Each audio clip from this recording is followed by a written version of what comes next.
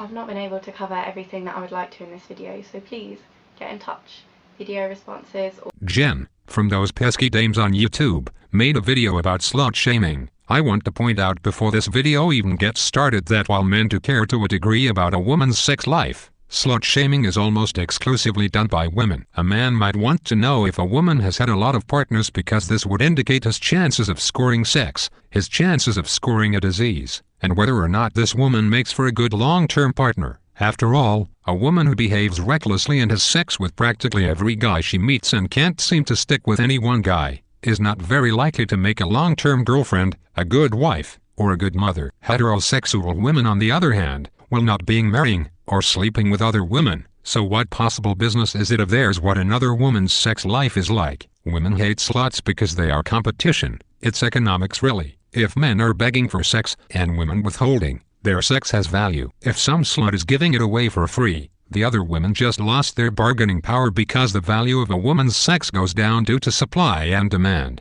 Imagine if men wanted apples very much. A neighborhood could have 10 stores selling apples at $10 a piece. But what would happen if a new store opened up and sold apples for only $1 a piece? Doing so would immediately drive down the price of apples, and now all the stores make less money. This would outrage the other store owners the moment the new store offered apples for only $1. Even on social networking sites you will see some girls really wearing skimpy outfits and showing it off, and those profiles will have high viewership. This outrages other women because it forces them to pose in more revealing outfits in order to maintain male attention. Women hate competition and will viciously lash out at any woman that threatens her personal power over males. Again, women have great power over men. That power is called sex, and thus a woman has automatic value because she is the dispenser of sex, and any woman who is more freely dispensing sex is a threat because it lowers her power and value. And this is why slut shaming has and always will be a thing that women do to women. Hi, I'm Daisy. Daisy, you should be ashamed of yourself. You're a slut. Yeah? Whatever, Peach. You're a frickin' whore and you know it. Hello viewers. This week on Those Pesky Dames we're going to be talking about slut shaming, which is a topic so huge that I can't say everything I'd like to. Before we begin, this brings up some potentially triggering issues, so I'd like to issue a trigger warning for this video before I start. A trigger warning. I am of the firm opinion that if you are so emotionally or mentally unstable that you must be issued some trigger warning to keep you from losing your mind, hurting yourself or others, you are more suited to be in a straitjacket or under parental care. I am also of the opinion if you talk to your audience and issue a trigger warning, you are acknowledging that your audience is made up of mentally ill people. At any rate, let's get on with it. Slut walk happened because of the ridiculous comments of one Toronto police officer, Michael Sanguinetti. He said that women should avoid dressing like sluts in order not to be victimized. This implies that if you dress provocatively or like a slut, then you deserve everything that's coming to you, that you're asking for it. No, it doesn't. His words never meant that, and anyone with intelligence understands this. At no point in time did that officer state that if you dress in a sexy way, you deserve to be raped. He merely meant that dressing casual, among other things such as not getting drunk around strangers without a friend present, and not walking alone through a neighborhood at night, not passing out drunk in an alley at night, and avoid flashing your tits to a group of dangerous thugs, and other such common sense shit will reduce your chances of getting raped. This is not victim blaming, it is not a promotion of rape culture, or any other such nonsense. It is no different than telling a person if they want to reduce their chances of getting burglarized, they should leave a light on in the house, a porch light as well, and to lock all windows and doors, and if possible, install a security system, and not to post on social media that you are going on a long vacation and leaving your house unattended. Giving homeowners these tips is not an act of victim blaming. Those who attended Slut Walk held signs that read "Don't tell women not to get raped, tell men to stop raping." There should have included people holding signs saying "Don't tell homeowners not to get burglarized, tell people to stop burglarizing." Aside from his comments being victim blaming and slut shaming, they represent a myth that we have in society about rape. That rape is something which only happens to women who are slutty or who are asking for it. I have never heard that myth in all my life. I'm going to give you some facts about rape, which are inevitably heartbreaking, but unless we begin to acknowledge these facts and talk about them, we're never going to dispel the idea that rape happens to women who are sluts. UCLA researchers found that 54% of teenage boys thought it was acceptable to rape a woman if she led him on. So don't tell me that we don't need to keep pointing out that rape is a bad thing, because clearly not everybody knows it is. 9 out of 10 rape victims are women, and women of colour are more likely to be raped than white women. 2/3 of rapes are committed by somebody the victim knows. Nearly a third of people in the UK think that a woman is partially or totally responsible for her rape if she was drunk. Drunken consent is not consent. A third of people in the UK believe that a woman is partially or totally responsible for her own rape if she was flirting. Flirting is not consent. Aside from the stats at rain.org, which were the stats that said colored women get raped more, and most women get raped by people they know, the other stats I cannot verify. UCLA, for example, has done this study many times and produced many different numbers. Unfortunately, the actual questions and criteria for rape are not mentioned in these studies.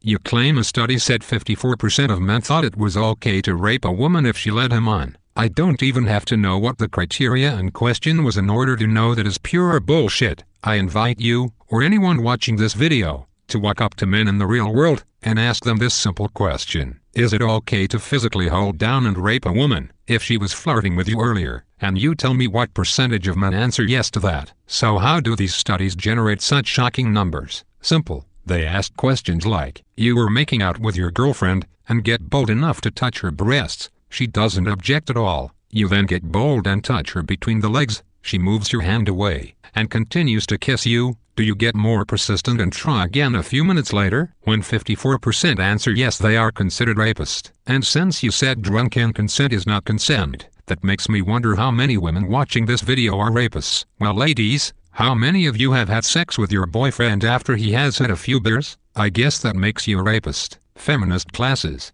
often called women's studies, are filled with surveys like this that are specifically generated to produce alarming statistics that make women look like victims and all men as victimizers or potential victimizers. Other college statistics of this nature come out of psychology classes, that of a feminist who wants to get a grade, get her name out there, and promote man-bashing, and thus conducts these sorts of bullshit surveys, and absolutely dare the professor to give her a low grade, because she knows that she can sick women's pressure groups on the school and have him fired for oppressing women and being a rape apologist, etc. Calling someone a slut has really serious implications. It's something that's used not just to insult women, but to devalue them as well. So if a woman is seen as a total slut, then it's okay to pester her for sex, to sexually assault her, to harass her, to rape her. After all, she's just a stupid slut who was asking for it, right? Your assertion that women calling women sluts makes them get raped. This is far more ridiculous than the statement women should avoid dressing like sluts in order to avoid being raped. You are effectively saying women should avoid calling women sluts in order to avoid getting that woman raped. So you don't believe that sexually provocative clothing leads men to pursue sex, but having a reputation as a slut does? I must also point out that taking an interest in a woman, pursuing her for sex, is not the same thing as rape, no matter how much you feminists want to say it is. I could equally make the argument that calling men nerds, geeks, losers, creeps, and creepers devalues and dehumanizes them and encourages people to discriminate against them and beat them up. So ladies, next time you call some guy a creep, remember that you are provoking others to physically assault him. At the end of the day, it is never a good idea to make derogatory statements to a person, but at the same time, being given a derogatory label has never justified someone to do harm to them. It might have been the excuse of a bully or rapist, but it is never their genuine motive, nor has society or courts ever accepted those reasons. But again, I just want to point out that your statement could just as easily be interpreted the way Michael Sanguinetti's words were interpreted. How would you like a feminist group to start marchers protesting your words and demonizing you, and costing you your career? After all, it's what you proudly did to him. But female sexuality still remains as a bad thing in our society. Controlling women's sexuality as a way of controlling women. Actually, the same could be said for men. Males are not free to catcall a woman, flirt with a woman, talk to a woman, or even look at a woman. You yourself said so in another video. If you think I'm taking away your right to talk to pretty girls on the street, well, firstly, you don't have a right to accost strangers on the street and tell them what you think of their appearance. And secondly, there's a really valuable article in the description bar written by a guy for guys explaining why approaching women in public is not something to be taken lightly.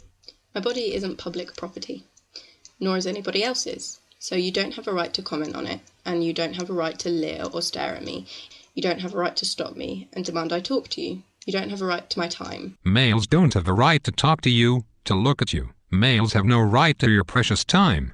Well, excuse me, princess. You demonize male sexuality. You seem incapable of separating healthy normal flirtation from rape, sexual assault, and rape threats. You demonize and shame male sexuality, controlling male sexuality as a way of controlling males. And in another video you say this. So your feelings are hurt because you just got told that you're not as overpoweringly irresistible as you thought you were.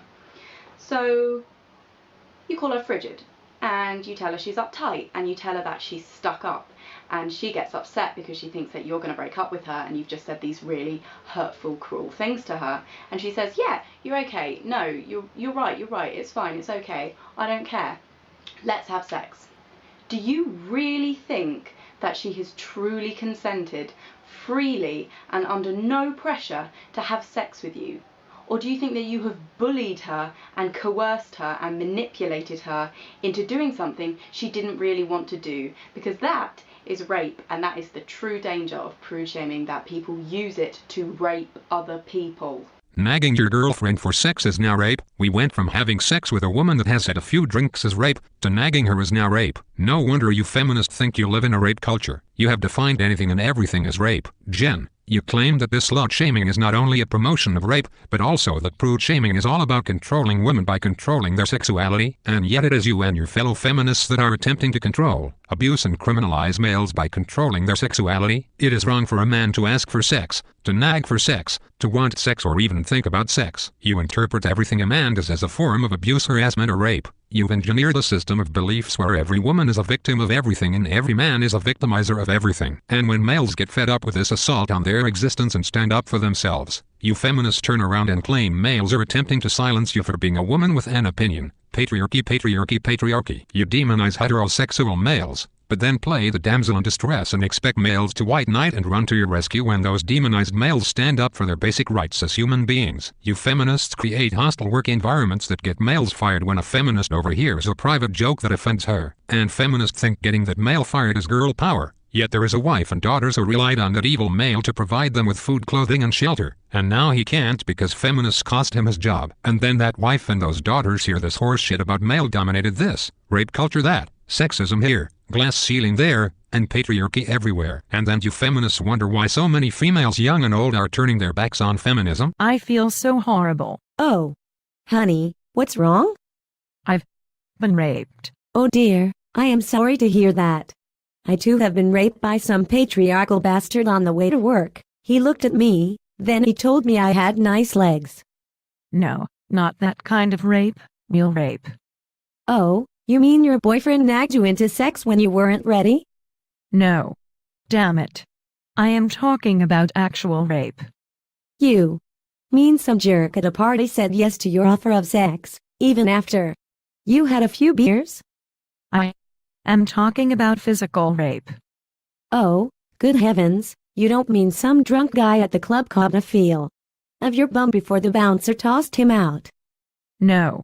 You stupid git, I am talking about being hit, thrown to the ground, my clothing ripped from my body, being held down, and told not to make a sound or he'd cut me. Oh my. I'm sorry to hear that. I know how you feel. I have experienced rape on several occasions. My first was when I was only 19, I was at a party, I had a couple of drinks, I tried to sleep with every guy at the party, they all turned me down. But this one guy who was overweight and pimple-faced, when I showed him my tits and pounced on him, he didn't say no.